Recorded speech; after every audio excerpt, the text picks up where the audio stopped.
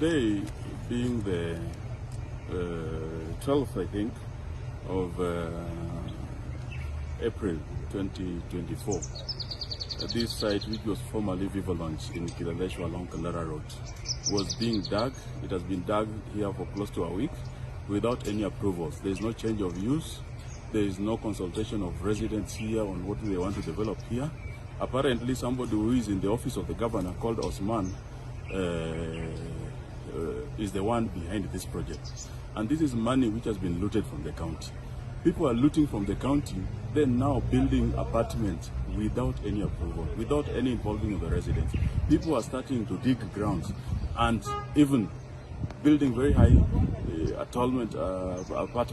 This is where all the money stolen from Nairobi is being hidden into. And now this is the chaos we are witnessing.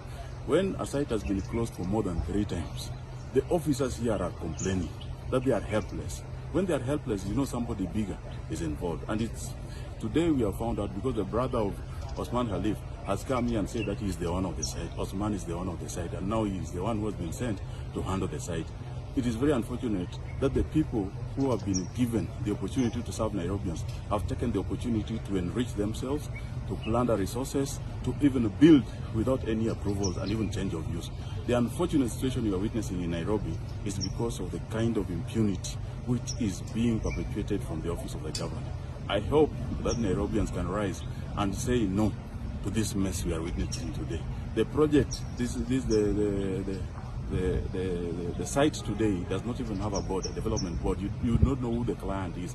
You don't know who is the architect is. You don't know how many floors they are building on this site. They can even change it along the way. Maybe they started with 12, 17, they might even go to 30 without any approval from residents, because they see that there are people who have accorded opportunity to serve Nairobians are enriching themselves and building with impunity. This is the kind of impunity that Nairobians we have to resist. Tafadhalini, please. Thank you.